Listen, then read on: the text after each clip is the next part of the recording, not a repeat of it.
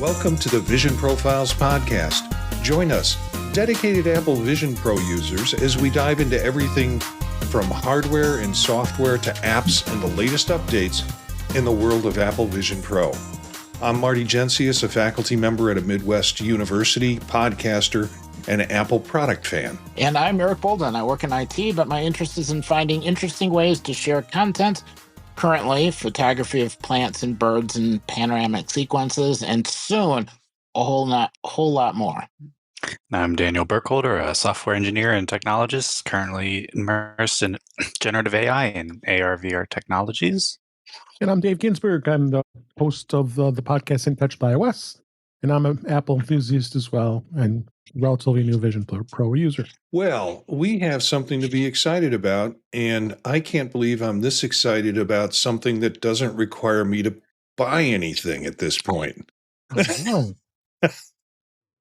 I was really hoping that we'd hear a hint of hardware. I didn't think we would get a full-fledged announcement on something, possibly HomePad, but at least something to tie the software developers to a new product line. And none of that came out. But my first read through the keynote was meh.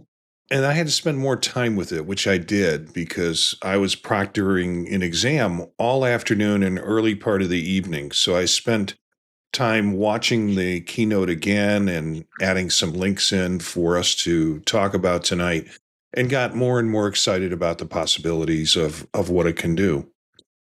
General takes from you guys? Anything you want to say? This is the point where I stopped talking. Well, I was going to say, everything I wanted is in there. It's like I had a list. They checked it all off, and I think gave really good indications that, yes, there will be new hardware, but they're not quite done with some of the software, but we'll get a preview of all kinds of stuff. So, yeah. Yeah, I thought about the things they added and how pleased you would be with some of that, because you've already kind of said what you were interested in having. And we're going to review primarily the Vision Pro stuff and what came out with Vision Pro. We'll talk a little bit about other software lines, and in particular things that kind of excited us about those software lines. Daniel, David, any general reactions to what you saw, whether it was Vision Pro or other stuff? iPhone kind of ignored everything else. They really buffed up. And I really like to see the changes that they're doing, like on iPad with multitasking, and obviously the Vision Pro stuff, which we'll get into. I'm not crying. I feel like they kind of the phone kind of got not a lot going on there, but also it's a really mature product. So, and of course, the VisionOS is the youngest product, so it has the most that it's going to jump. The new design, I do like it, but it will have some growing pains, as already seen by a bunch of people installing the beta, including myself. But it's nice. It'll be interesting to see once they iron out some of those weird kinks that we're seeing, and I hope they change some stuff about it, but we'll get into that.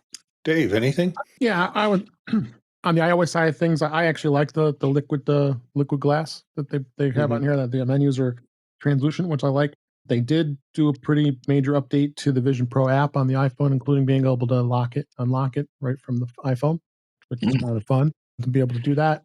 Then on the Vision Pro side, I just installed it just not too long ago here to do some testing, and I see that they are supporting more video on Safari, so I was able to watch YouTube TV without problems, and it went full screen, so that's kind of exciting. See that those things are working real well.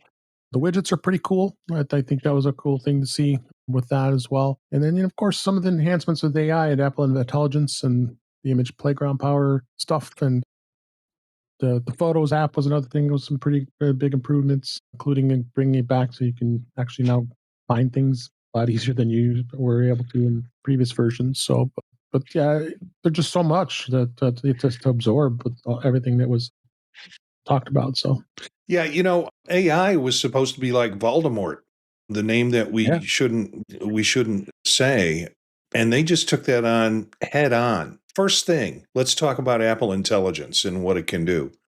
I got to ask you, any reaction to Air Force One and the F1 connection? Yeah, that was kind of wonky, honestly. Yeah. Especially Yeah, I'm doing gonna that. need some emojis. Yeah, and driving an F1 car around Apple Park building on the roof, right? Yeah. Did you see It was still kind of cool. I'm gonna. Did you see the parking ticket scene? Yeah. Yeah. Where he winds up getting a parking ticket for his F1. They got to start with all of that. That's how they kind of kick it off. And Tim probably had to be more of a sports enthusiast for that one than he was when he did the flag at the race, and everybody said it was kind of weak in terms of his enthusiasm about doing the finish flag at something. I don't know. Those skits at the beginning sometimes I don't know if you remember Mother Nature, the one that they did with Mother Nature coming and talking to them about environment. Some of those things can be just groaners with all of that. But anyways, it was an interesting WWDC. And I think what I'd like to do is just I put together some notes. You guys have them. Anything, just for iOS 26, and Dave will talk about this more, I'm sure, in touch with iOS on Thursdays, 8 p.m. Central Time, or 8 p.m. Eastern Time, excuse me, on YouTube if you want to see the live stream of that.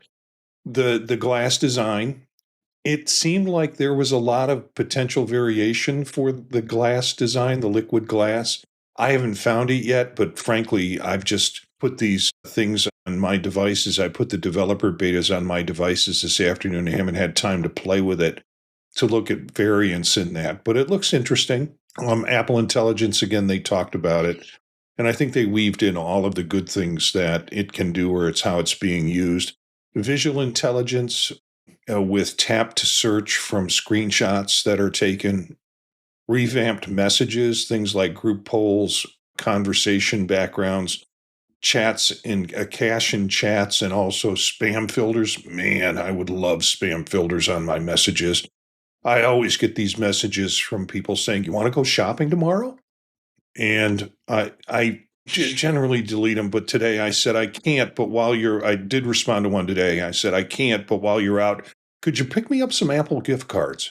Just kind of turning the scam bait. But I would like to see those go away completely. And hold assist? Oh, yes. Wow. I'm going to like that. Where it AI holds and tells you, answers the phone for you to find out who this person is that's calling you. And then you can release it for them to come. So pretty cool. Mac OS 26 Tahoe. I think there's going to come a day where it's going to be like, well, who's the 26th president of the United States? Do you know, Eric? It was Tahoe. I mean, that's how we're going to remember operating systems, like we remember presidents in terms of that. So some fun things with that. iPhone app on the Mac, new continuity features, liquid glass UI, and then the game boost with Metal 4 and the new games app. Daniel, you're, I think, the gamer in our group. What did you think of the games app, both, I guess, on iOS and also on Mac OS as a gamer? Do you think it's going to move us forward in that direction? To be honest, I kind of glazed over that part because, I mean, just Mac and gaming don't really go hand in hand. Not to say that it couldn't. And there's definitely progress happening. I think even with all that, I still don't think of gaming on a Mac, like of a Mac when I think of gaming. So maybe that's a mental barrier on my end. Well, it has some organizing, having all your games in, associated with an app. I went into it. I'm not a gamer. I went into it while I was proctoring this test, and it had games that I had played in the past already loaded or connected, asking me if I wanted to continue on with certain ones of them and things like that. I do like the idea that it has its kind of its own little playground where gamers can hit that app and get connected in a lot of ways, including, here's some friends that play games that I didn't know played games, or at least have used the arcade app, and people that are in my contact lists, and it's like, would you like to connect with them to play a game? So I thought that was pretty cool. And I think it'll be interesting because now they've got Sony involved with their controllers, and the possibility of porting games over to the Mac platform would be a winner for Mac to be able to do that. WatchOS, Workout Buddy, Smart Stack Hints, the wrist flick gesture, which I didn't quite understand that. Anybody catch that in terms of the Watch app? Yeah, it was. I think WatchOS really didn't excite me much for what they had. I mean, I need to be better at doing workouts and such, but that was a lot of what the focus was on WatchOS. But yeah, I didn't see the flicking that closely. It was yeah. Go ahead, Dave. Yeah. I said the nice thing is these new live translations that are now part of messages. That's going across all the OSs and being able to translate live as you're speaking to really have a better experience for someone who doesn't speak your language and be able to translate very quickly and easily without having to go into the separate app to do it.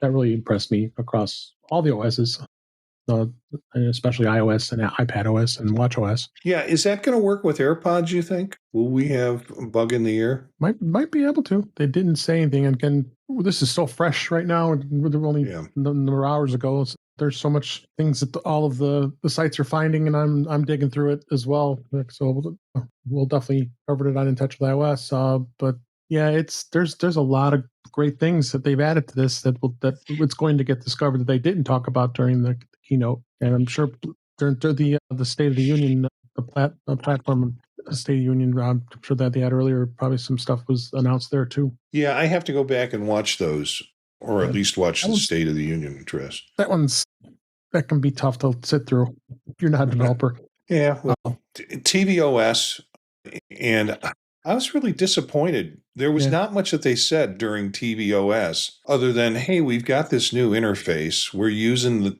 glass in the menus, and here's some new shows coming out. That was pretty much the gist of what they had to say. They did enhance the multiple users, so it's much easier to toggle between users, because it was kind of, you had to go deep into the settings previously. Now it's just like a lot of other apps, so you can just go and pick a person's emoji and switch between profiles, which is nice because you want to keep your menu the way you want it, and then someone else can have it the way they want it. Yeah, I mean that's like on Paramount. I think when I open up that app, it's like who's it has its own right interface right away. Mm-hmm. So what about the iPhone karaoke mic? That's like that was kind of cool. Big deal. People still do karaoke and enjoy it. Yeah, believe it or not. You may not like it. Entertain a whole pile of kids. That's not a bad way to cover a bunch of time. Yeah, as long as you're not around them while they do it. Yeah. Okay. And then iPadOS, which seems to have some very cool stuff with it. Yeah. The multitasking, the true multitasking is interesting. The menu across the top is interesting. Dave, I think you were excited about this as I was watching the feed. Yeah.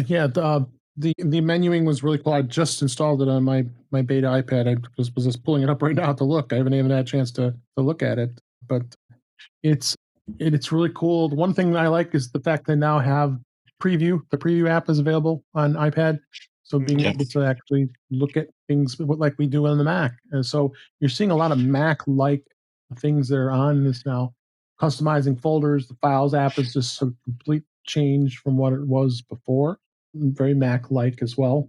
And background tasks, you can monitor a lot quicker. And again, as you said, the menu bar, it showed when the Pages app was open, it looked like I was on a Mac. I mean, it really was pretty amazing that it didn't that you were able to do that. So I didn't realize how much I wanted preview on iOS and on iPadOS until it got here, and it's like it's on your phone. I had to find it and get it out of my library to put it on my phone, but it's there with the new update. And I open it up and it's got like all my PDFs all set up, ready to work. Yeah, I was so glad that when that happened, because it's like I have to shift my thinking about, I'm using Preview a lot on my Mac. Oh, me And too. then it's like, okay, now I'm on the phone. What can I do? So yeah, it's that was a big add for me. So let's talk about VisionOS 26. Mhm. And the person who did the main introduction and conversation about it was Mike Rockwell, the vice president of Vision Pro Products Group. And, there were some general kinds of discussions and articles. And again, we'll have these posted. The big things are spatial widgets, Mhm.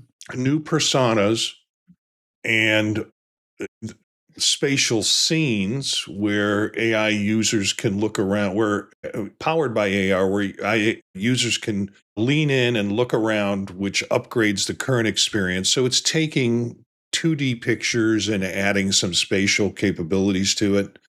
Right.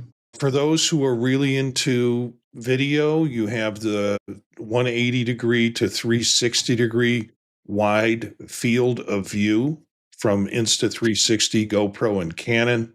PlayStation VR Sense controllers are now supported by VisionOS. You have the Jupyter immersive environment, which is the environment where you're on a moon of Jupiter and you're watching Jupiter go through a sun phase where it changes. And I guess that's in real time. I read that somewhere.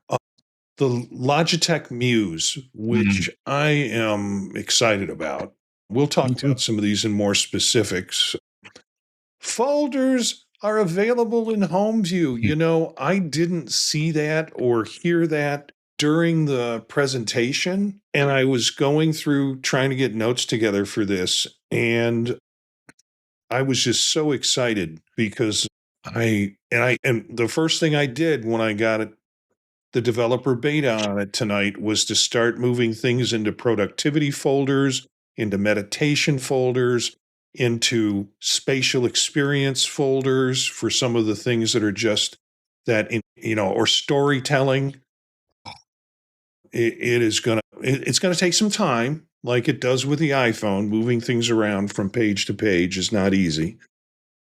But still, I'm going to be so grateful when that's all there. So I know larger categories to go to find the app I'm looking for. And then unlocking your phone while wearing your Vision Pro, as David mentioned, is possible. Look to scroll. Did you get? That's really cool. That is awesome. Yeah. Yeah, I was starting to notice it as I was using it. That I was able to look and actually scroll the window up and down. I was trying in the apps in the apps app and trying to scroll through it. It did it a little bit. Yeah, it's something to get used to, that's for sure. Yeah, and I don't know if it's in every app or fine-tuned in every app, but the new Notes app, it works there, and it works in the Photos app. And so how do you do it, since we're on that? So like in the Photos app, if you got a long list of photos, you look towards the bottom of the page, and as you get towards the bottom, then it starts scrolling. Really? As if, yeah. So it scrolls in the direction you're looking. There's probably a button to change how that works, but right now. Well, they say, So you look towards the. Yeah. Yeah. So I got a notification on it. It came up while I was playing with it and said, you can do scroll to on these. And if you don't like it, you can always change it in the settings. So there is something obviously in the settings where you can change the rate of the scrolling and things like that. And then I attempted to do it. And I was like, to me, it was like moving an object with my mind. I just could not, I kept putting my eyes on it and trying to grab it with my eyeballs, and I couldn't get it to work. Yeah. Look towards the bottom of the screen or the top of the screen as if you're anticipating the next picture showing up. Okay. Well, I didn't try. You're into the view. I didn't try it in folders. I tried it right on the thing. They said, go ahead and try this. And it did generate a scroll bar on the side, but it didn't seem to cause any action on it for me. So I'll have to play with it more. New control center, which is, I think, going to be valuable for us on Vision Pro. Answer iPhone phone calls inside VisionOS, which was that an ask that you had, Eric? You wanted to be able to answer calls? Yeah, I wanted to see the whole screen, but answering calls was a big part of that. So Yeah. I was happy to see them. Personas. Yeah. You want to talk about personas, Dave? Yeah, it's improved, I must say. It looks a lot better. I actually, when I set it up for the first time, it was a pain in the wazoo because, you got to keep steady to hold your hand in front of your face to be looking at the screen. Of course, we've got the D-brand cover on it too, so you can't really see it through that too easily because you're looking at yourself in there. But I was actually able to get it done. When I went, you got to do left, look right, look up, look down, and moving around, and it worked well. It looks a lot better than it did on VisionOS 2 versus 26. So I think it's going to be a little bit better experience. It still looks kind of strange. I think most people are going to be just like they were with the previous Persona. That's like, oh, that's kind of weird looking here. You look kind of weird, but it still has you smiling, and you can smile with teeth without it, and stick your tongue out, and then still is reacting just like you would normally. But I think they did do some improvements on him. I would say. Daniel, Yeah, it looks a lot less. It looks a lot less ghostly. Like you're ephemeral, and you have more of your body in it now. I have yet to redo mine, but just seeing the demo alone, it's like, whoa, that is huge. I mean, that's like a 3-point version upgrade, in my opinion. Yeah, well, she's also much prettier than I will ever be in the demo. So, you start out with a good base, you're going to wind up with a good with a good output. And in my case, I had just loaded the software, and Dave texted me, and I was happily moving things into folders going, "Oh, this is so great. It's tedious, but it's great." And Dave's like, "Hey, have you tried the Persona yet?" And when that came up, I was like, "Nope, don't want to do that right now," because it came right up as soon as the install happened. Yeah, so I know. I went right away. Yeah, I just said to save for later, and Dave said, do you have time to test out the Persona? And he messaged me, and it came up in my headset, and I said, yeah. It's not my favorite thing to do, but yeah, I do have time. So you didn't have any enthusiasm, so I didn't want to bother you.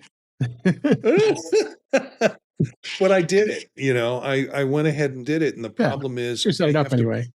I have to put it on some object, and it's actually my studio on my on my studio Mac on my desktop, and then I lower my chair to as low as it can get, so it's just about eye level.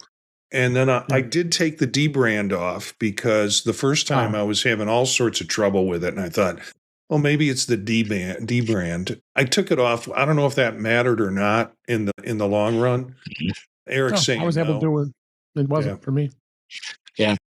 So I took it off, gave me an excuse to clean it, and then went ahead and did it, and it went faster for me than it usually did. Once it was stable, and the outcome made me look like a raggedy old man, not like this, like Daniel says, this ethereal kind of ghostly. I have my personas on we have a family shared photo album, one of those digital photo albums in the front room, and it rolls through every morning. It starts at 6 o'clock. I don't know how many photos we have on it, but my persona comes up, and Aileen just freaks out. It's like, take that off. And I was complaining to David, I could not make a picture of my persona. I tried to do a screenshot, and it wouldn't take it. So I don't know if that's a software thing, if it's a privacy thing, but I could not get. And if you guys can figure it out, if you can think of a way, Dave said he couldn't do it either. Did you ask the lady to take a picture? No, I didn't. I didn't ask her to take a picture. I tried to text you a copy of mine, so you might have one from me in your texts. Yeah, I know I've done it in the past too, but not on the new OS. Oh yeah, I got it, Eric. It looks very nice. But the old one was basically a head and then 2 disembodied hands, and that bothered some people. This one, it goes down, and I actually get the iNaturalist, text is there, so there's more, it's a head attached to shoulders and hands. And they seem to give you a lot more options for glasses. Yeah, and the glasses have sidebars on them now too. They in the past, all you got were like the little frames. Yeah, that is a pretty cool picture of you. I think of the previous ones that I've seen of you, probably more accurate. I'm going to have to try that with the S Lady because I really want to get the new one up on my digital shared photo thing to freak. Is that how you did it? Is that how you did it? Yeah. With this lady? Us lady, take a screenshot. Poof, took it. As your face was up, as your persona was showing. Yeah, while I was setting it up, because I was picking different glasses, taking a screenshot, sending it to somebody else to look at to say, hey, does this look okay? And then, So how did you get the background in? Is that a picture or a photo that you have that you're done? Let's see, which one did I send you then? Oh, that's one of the early ones. After you take everything, it just had a background because I was partially immersed, and then it said I could change the background too. I tried to do it from the Persona app, and you can change environments or backgrounds. Yeah. But I mean, it just gave me that background when I first took it. But I was originally when I was taking it, I was partially immersed because I like that, half immersion thing. So I don't know if that was it or if it's the background I have selected for when I am immersed. I'm not really sure. I haven't played enough with it to know. I just thought everybody got a background and it just picked your default one and plopped it in there. But you can do it from the Persona app or the Persona setup. Okay, well, I'll try that after the show and hopefully get it up. Aileen's asleep now, and so she'll wake up tomorrow morning and find the creepy old man. So it does want a lot of light. So I got a shop light out and aimed that at me. No, my light was actually good, and I have an overhead here. So. Yeah, and I used my two light lamps here that I use that have on. That's because I put it on the studio, so gave me plenty of illumination. When I tried to do it on a bookshelf over on the side, there just wasn't enough light in the past. So well, that's new, and that's. And the widgets seem pretty cool. I started playing around with them a little bit. Being able to set up widgets with a calendar, with the weather and other things, and you can put them out in places that are there, just like you do on an iOS or iPadOS. I didn't spend a lot of time on it, but I wanted to spend more time on it, and I think it was an okay experience. Yeah. And this is coming out of Apple's newsroom, where it gives a VisionOS 2026, introduces powerful new spatial experiences. Right. I had an interesting discussion with someone who was concerned about having so much spatial in the photography that he was concerned that if he had vertigo, how this might impact him if it's because you could see some of the movement that was going on in the demo could cause him all sorts of problems with potentially with vertigo. And my response to him was, that's because Apple's moving the camera. It's not you. When you have the Vision Pro headset on, your body is and you move, it's registering in your head and your head's making that correction because you don't have that same connection with what Apple has shot on video. You kind of have to make that correction slowly and it all blends together. So it seems like it's less. It could create some vertigo for you, but on the headset, probably not, because your body is going to compensate for those small movements with it. But the concern about too much spatial could cause too many problems. Have you tried? Did I hear you right? Have you tried the widgets, Dave? Yes. Yeah, and did you put stuff on your walls? I started. I didn't. It was close to showtime here, so I did put the calendar, and I was able to put it.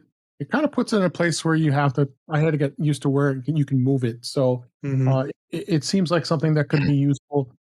All depends on this, how you can move it and set it. So I need to spend some more time on it.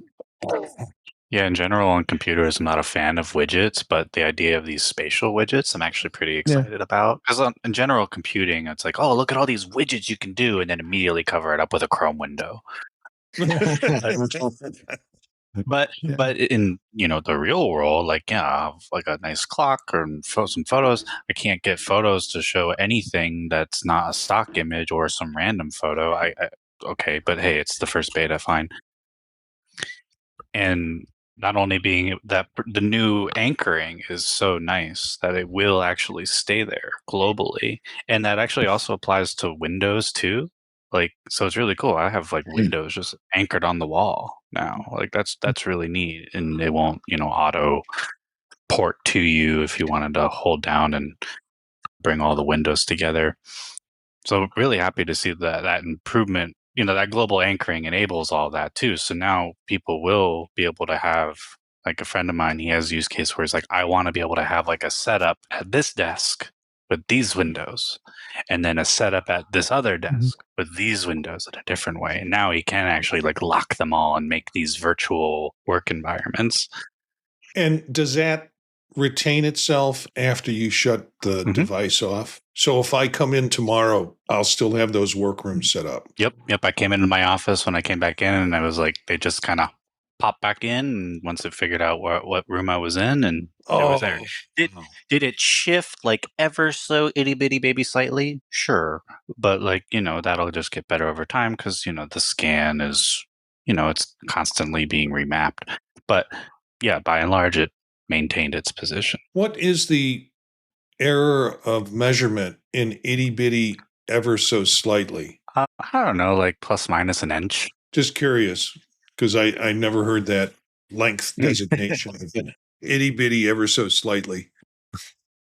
So yeah, we have some other good general articles about spatial widgets and realistic personas. This is out of TechCrunch. And again, we'll make these all available for you. There were a series of articles that came out in a timeline today that occurred immediately after the announcement. So it was sort of articles that threw everything in about what happened about this product line or iPad or iOS. And so there are some good general overview articles. And then they later wrote specific articles for certain aspects, in this case of Vision Pro, and I'm sure of other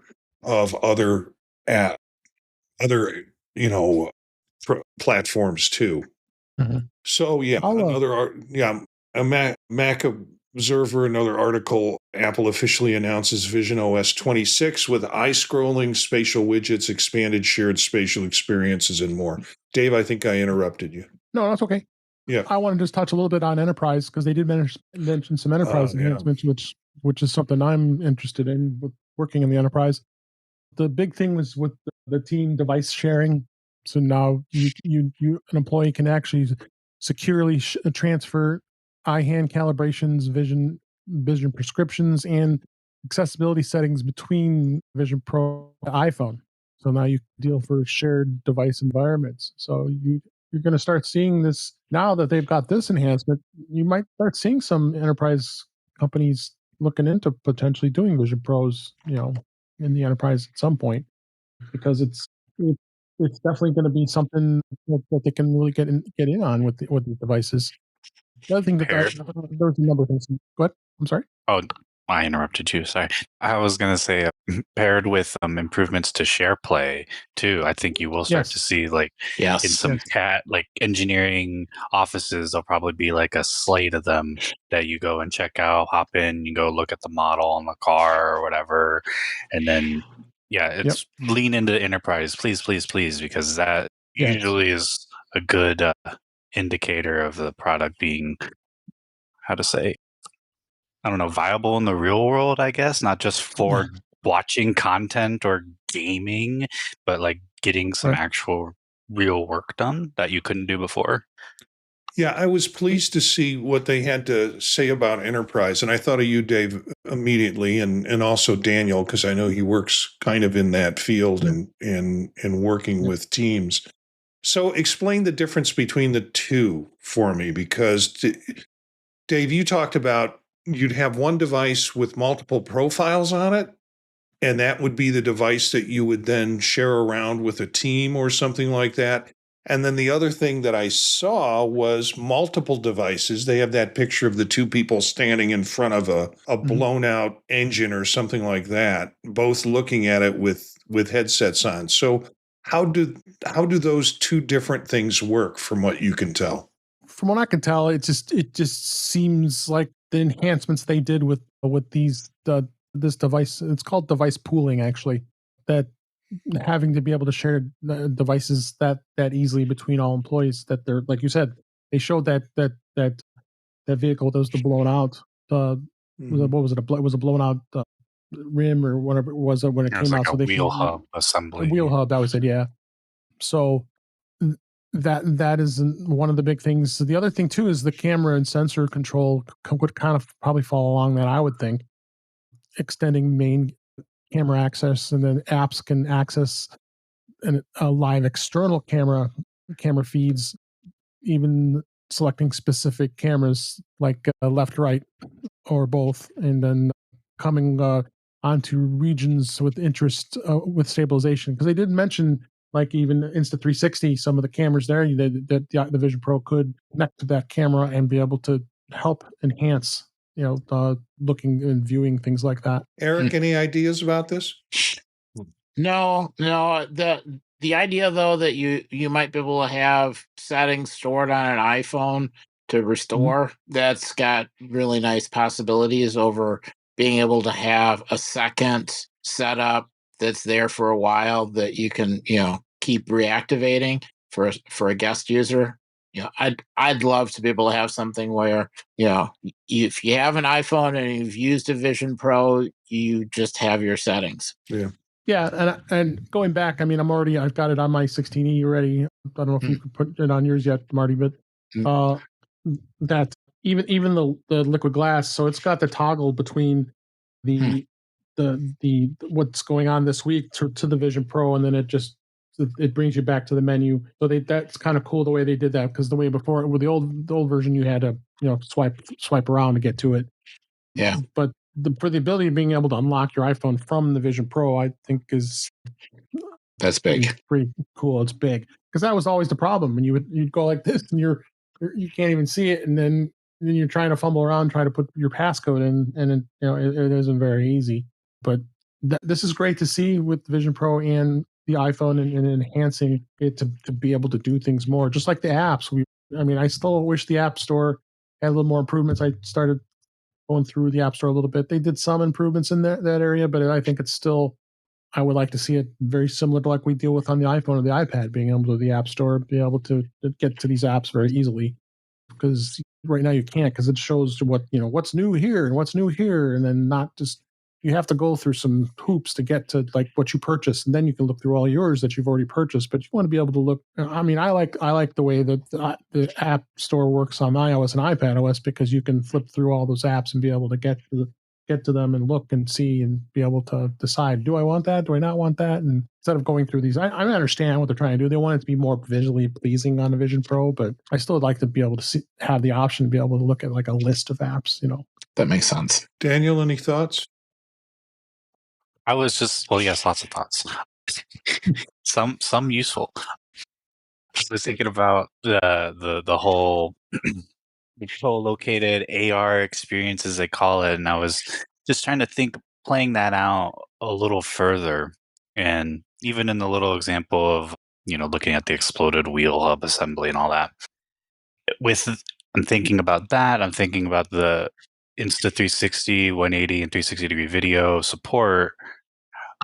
I'm thinking I could see a near future of real co-located meetings, collaborating, but like with the whole room, imagining like a Insta360 camera like in the center of the room, and then meshing that with the headsets on and what you're seeing for like finer detail, and then just being able to walk all the way around the room, right? Like not just potentially one spot, right? Like taking in additional data to really put you in that room. Like you could actually literally walk around it, if of course obviously in your physical space you have the room to do that. But I don't know, I'm just trying to like thinking of that out more. Like that'd be really cool. It really would be like popping you in, teleporting you in there into that space. Other thing with Enterprise was the protected content API.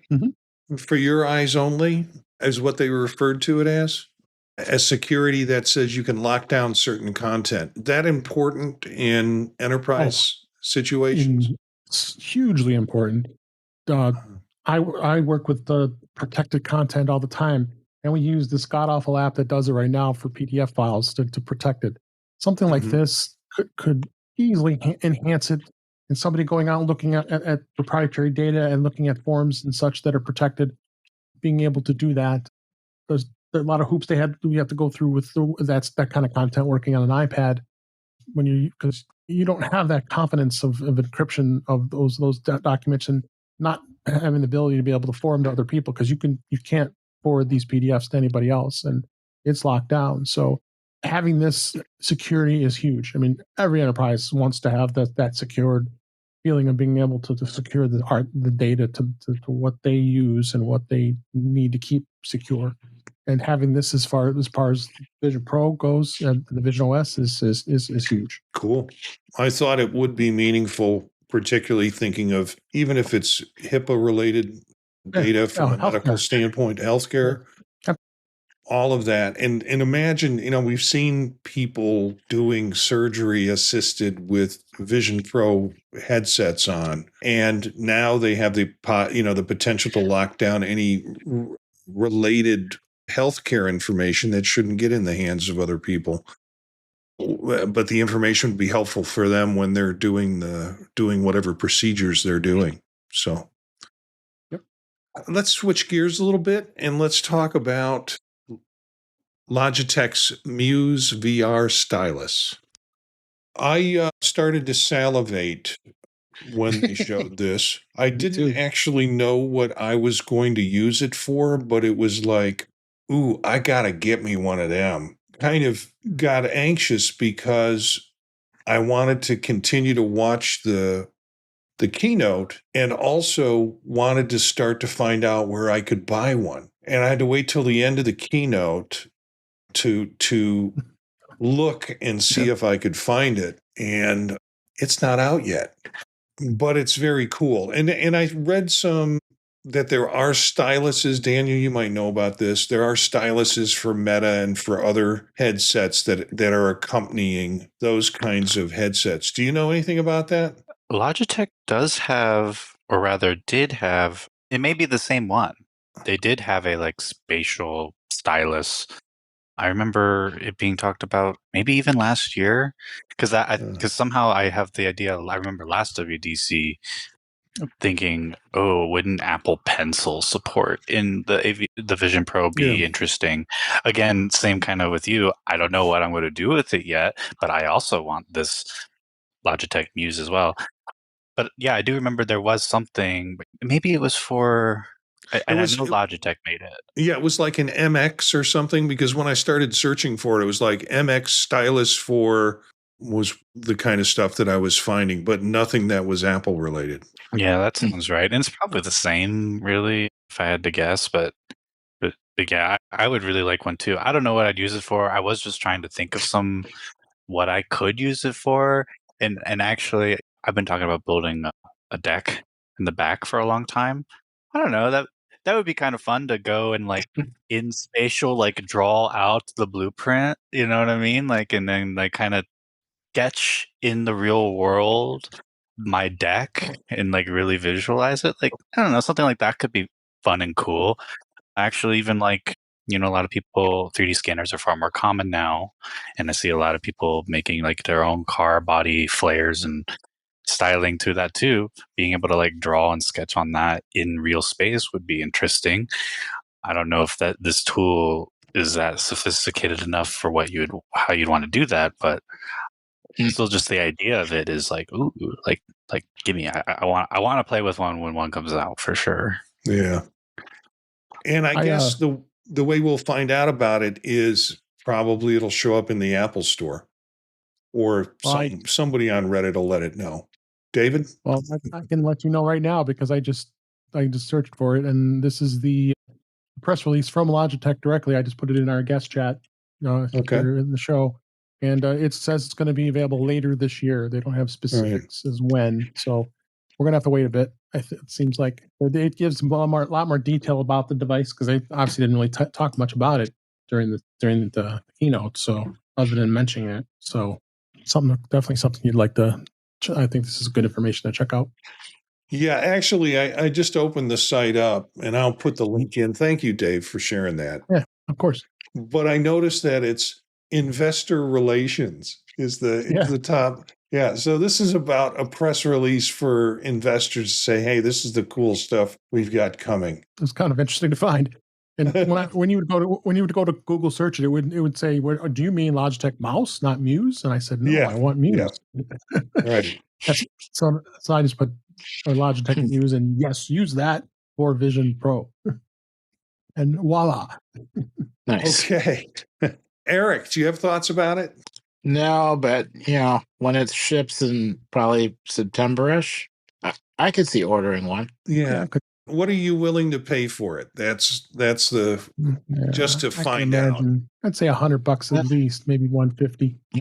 Yeah. If it's under 250, I think I'd still consider it, but I'd want more details. Yeah, I think 100 to 150 is. I think that's reasonable, and I don't think it would break 200. No, it's a stylus. I mean, even when I buy Dell styluses for laptops, I mean, they don't even the good ones. They're only like $60-$70. And at the end of the day, it's just a thin VR controller, and which are pretty common. Yeah. I have a Logitech stylus for an iPad. They made a crayon. Yep. For the iPad, and I bought one of those. It wasn't expensive either. No, I was like $50. Yeah, and for the purpose that I was going to use it for, which is basically just writing on the iPad that I had, it seemed to work fine. So I'm not expecting a real high-end price tag on this. I think if it gets above 150, people are going to go, "What?" Yeah. And I don't expect Logitech to really put out an expensive device. Not to say they create cheap devices. They have good devices, but they always are moderately priced. Yeah. Mm-hmm. They're not in the Apple price range generally. Mm-hmm. So my guess is you'll see these briefly on a shelf in your Apple store if you happen to stroll into an Apple store, or probably through the Apple store online, or directly through Logitech, or maybe even on Amazon, which would be kind of cool too. That was a neat part. Now, also Sony has got their eyes on us, or should I say, we have their eyes on them. And PlayStation VR2 controller support comes to Apple Vision Pro with VisionOS 26. Daniel, you said you were less than thrilled about this.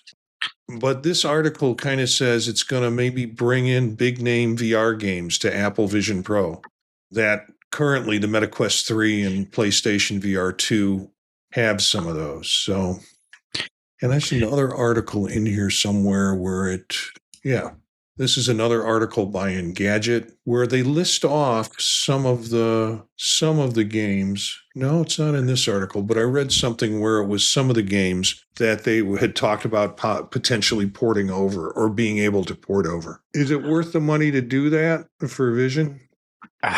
Well, that's hard to say because the market, I mean, I feel like I feel like the general gaming audience is pretty price sensitive. And also generally very anti-Apple. So I don't think many of them are going to look to this as a VR gaming headset, even if some of like the more popular titles were brought over because of those reasons. But I will say that they're being first party, even though it's third party, first party partnership for VR controllers instead of something like the Surreal Touch, which is, I mean, they did work, they were functional, but a lot went into those to work as opposed to more traditional controllers that are headset tracked. And these are much more, attainable. I think opens the door for other manufacturers of controllers to come out and be supported. You will see more people doing VR gaming through the likes of wireless Steam VR. I mean, I will definitely give it more of a shot than I have in the past once I can get my hands on these and they add support for them. An interesting part, though, about adding support for these right now is that you can't buy them. You have to buy the whole thing. You have to buy PSVR 2, which, to be fair, it's like $350 new, like $200 on eBay. I was checking earlier. But you have to buy the whole kit, even if you're just going to use the controllers. Now, they will eventually sell them at the Apple Store. They'll probably do it later this year for sure. But that'll be an interesting little roadblock to people adding support for these in the interim.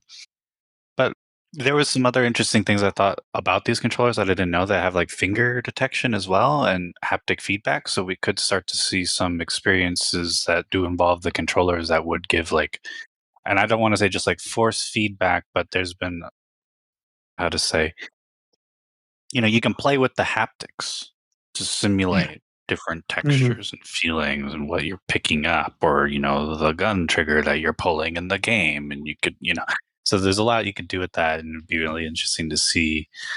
And I do think it's kind of funny. It seems like Sony's giving more time to Apple for their VR stuff than their own VR stuff.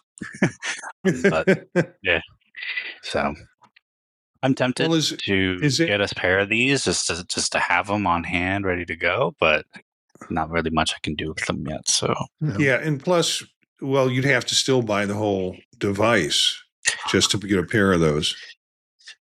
Yeah, I may do that actually, because then there's like a little $60 dongle box you can buy to hook it up and do wired PC VR to it. And so I figure maybe I would do that. So like it's something to have on the side where maybe like the Vision Pro isn't appropriate to do VR as much. Like maybe if I'm doing like a sim racing thing, like I don't need this huge heavyweight thing on as I'm turning my head and looking around. I'll use that headset instead for that game. But it's going to be the new Sony F1 VR game. I'm fine with the that. Release of the movie. As long as Craig is in it with his big anime hair, I'm good. That was some big anime hair. One last thing that I caught a little bit of, and I had too many things going on in my office. I was listening for Mac Eyes Only, was trying to listen to the keynote. I had people stopping into my office, but I saw, and it's listed here, new Adobe app for editing spatial video. Did you catch that about Adobe providing some tools that are going to be available on Vision Pro, which I think is amazing? Well, I don't know if I'd call it amazing. It's just like, how did we get there? I think it's amazing. Cool. Adobe. David, I use a lot of Adobe tools. I know. I use Audition, I use Premiere, and those are my go-tos. So I understand. They have Eric. They have DaVinci on it. Do they have DaVinci? No, they have it on the iPad. I know that, but I don't think it's on. Yeah. It is on Vision Pro. Do they have any video editing on Vision Pro? I thought so. Yeah. I don't know, but I mean, like Final Cut, that's not on Vision Pro, but with the Mac Virtual Display, it's almost on. Yeah. So it's interesting. I'd like to see what Adobe comes out with for editing spatial video, and I'll have to go back and maybe run that down, do some searches, and see what they're talking about with that. They do have Photoshop now on iOS, and is it also on iPad that they have like a Photoshop Lite version that you can do things with? So old enemies are becoming friends again. Maybe, who knows? Mm-hmm. As long as they, as long as they play nice and they both make money, I don't see where they're going to complain about it. Jupyter environment was the other last thing. Okay, so we got a new environment. You get to be on Jupiter's moon. Like, if you're not lonely enough wearing the headset by yourself at your house, remind yourself that you're reinforce it by being on a dead moon. And Yeah. So new environments. I know Eric likes the partial immersion stuff. I've never worked in environments. So when we go to Macstock, are we going to do maybe a shared headset experience of watching movies? Because that was one of the things they demo where you can Yeah, that would be kind of cool. Even just sign the immersive video. Yeah, we'll come up. We'll have to play with some of these new tools Yep.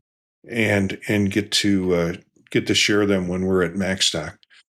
Yep. Do we want to talk about apps? I think we're getting deep in the woods right now. Yeah. We're getting into. I want to talk about one. Oh, go ahead, Eric. What are you going to suggest? Yeah, go ahead. I'm fine with it. Yeah, okay. I was going to say we could save it because at some point I want to come back and talk about Story, but I haven't had a chance to play with it yet. Yeah, and you had some contact. I didn't hear from them, but you had some contact from the Story people. And so maybe we'll either get them on or we'll talk about their app. I had contact on this first one, and we had Andrew Hall on our show early on. And he contacted both of us and said, hey, there is a new version of Starship SE Core. So I went in today and looked at the app and then realized I hadn't updated it. And then I went ahead and did the update, and it's got some nice additions. The concept here is that you are kind of creating your own little Starfleet as a systems engineer, and your job is to help develop these ships, considering and taking into consideration all the aspects that go into engineering. And he has at least 3 different ships to develop. You start with a smaller, easier one. The new version provides all new requirements, function, and systems relationships to allocate the functionality and make the allocations see traceability between objects and see the new reports and metrics view. It extends the model-based systems engineering content in the app. And so it's kind of a neat app, particularly if you've got an interest in or have a background or excited about some of the Star Trek stuff. It puts you right into the position of being a systems engineer designer, and it would be worth it. It is free as an app, so I'd encourage you to kind of download it and take a look at the new version and give Andrew some feedback. He was kind enough to contact us and remind us that this new version 3.0 just came out 2 days ago, and I said we'd mention it on the show, so I wanted to get it in this show. And then maybe we can talk about Story and some of the other apps on another show. Any other comments on that? It's Starship SE Core. I think there is an iPad, iPhone, and Apple Vision version of it, so you could check it out on any platform. But the Apple Vision gives you some nice spatial aspects to it. So let's wrap up then. Where can everybody find everybody? David, let's start with you. Sure. You can find me at In Touch with iOS at intouchwithios.com. Marty and Eric both join me every week. It's been just a blast having you guys on. And you also can find me on Tuesday nights on Mac Voices Live with these 2 gentlemen as well, and many others. That will be tomorrow as we're recording this. So we're going to be talking about this all over again tomorrow, of course. And then on the Friday, I know. So we're talking about what Chuck's going to throw at us. We're talking about 3 times this week. And well, actually 4 if I count Mac Show. Yeah, because and then we'll also I am on the Mac Show on the British Tech Network on Fridays usually, as well as you can find me on Mastodon and on Blue Sky at DaveG65. Thanks, guys, for having me. Daniel, have you got yourself a Mastodon account yet? No. Or Blue Sky. But would you believe I have a Blue Sky? Yay! So everybody gets to be my first followers, and there's nothing on there. But the Blue Sky is IO Expander. IO Expander. Mm-hmm. That's a follow at bluesky.com or Bisky, I like to say. Oh yeah, because you can have like custom. Actually, I should make, because that's actually a domain I have too. So I should actually self-host my own little Blue Sky thing on there sometime. But right now it's on a expander. There you are. Mm-hmm. Follow back. There you are. Oh, you already followed me. Yay. So Apparently I have followers, but I don't know who they are. I click it and it's just one random bot woman. No, you got Chuck and me and Eric and Marty and Blue Sky. Oh, now we do. Neat. Yeah. Yeah. All right. And you're going to continue to do your wonderful work that you do with the job that you do. And it's good to have you on here to kind of give a developer / engineer / gamer perspective to the whole thing. So IO Expander at bluesky.com. Eric, where can we find you? I am in virtual space. Actually now with the new add-ons, I can get stuck to a wall someplace and never escape. I can be found on Blue Sky at EA Bolden and Mastodon at EA Bolden at techhub.social. And then covering, of course, all the OS bases, newly with the year number following everything. So VisionOS and Vision Profiles on Monday with all of us, and then Tuesdays for Mac OS with Mac Voices, and Thursdays rounding out the week with you and Dave and In Touch with iOS. So, and given that we have all of the regular OS stuff plus all the developer OS stuff, this is a big week for everything. Yeah. This is the first time I've had to really follow it to the degree that I have followed it in the past, because I wanted to get as much as I could together for the show, and appreciate all of your contribution with the show and with ideas around it. You can find me, Gencius, Jencius, at bluesky.com or at Gencius at mastodon.social. Monday nights here with Vision Profiles. You can catch us on YouTube at youtube.com/ Vision Profiles and catch the live stream. We had Cletus in there tonight, and we had Chris in there tonight from the Old Mac gang. And so it's good to have folks in there, and occasionally they get into fights or good discussions, and that's always fun to watch. It's fun to watch people in disagreement and have different opinions. Tuesdays with Chuck Joyner on Mac Voices at 8 p.m. Eastern Time. Again, you can find that feed on YouTube or pick it up later. Wednesdays, Old Mac Gang is a podcast I do. Thursdays, I try to do a podcast in the afternoon, Tech Savvy Professor, and then, of course, with Dave Ginsburg on In Touch with iOS. Like Chuck, very long-running show, lots of effort and lots of good work and information there every week. And then occasionally Friday mornings on the Mac Show. And that's fun because we did Keynote Poker. And I kind of think I did pretty well. I don't know, Dave. I haven't going to let Patrice figure that one out. But I think I hit it pretty well. Anything's possible. We'll see. Friday morning. And you can find all the shows that I'm involved with and links to the ones that I'm on at thepodtalk.net. That website contains that information. Let's briefly talk about MacStock. MacStock is a conference that many of us are going to July 11th, 12th, and 13th in Crystal Lake, Illinois. That is north central Illinois, if you want to say that. And lots of great speakers that are going to be there. 31 days. We're doing a countdown clock, and you can get a weekend pass Friday through Sunday. It also gives you access to the virtual pass, so you can go back and look at the sessions again if you want to. You get a $50 off discount with the code PodTalk50, and you can go ahead and register for it. Great folks presenting.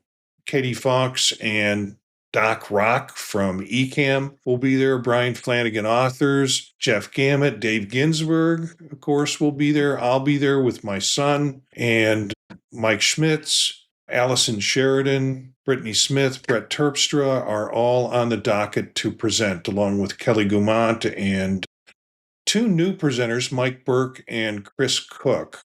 And again, Jill McKinley is coming back to present again. So some really great folks in terms of the presentations there. So take a look at the website, macstockconferenceandexpo.com, and, get in touch with us. If you want to, you can get in touch with us by emailing us at visionprofilespodcast@gmail.com. If you want to join us as a guest, or maybe you're the developer of an app and you want to have some time to join us as a guest and talk about it, we can set that up. Our bumper music is Free Jazzy by Steve Combs, courtesy of the Free Music Archive. Learn more about us and the Vision Profile podcast at our website, thepodtalk.net. Spread the word to other visionaries. Thanks for listening, and we'll see you next time.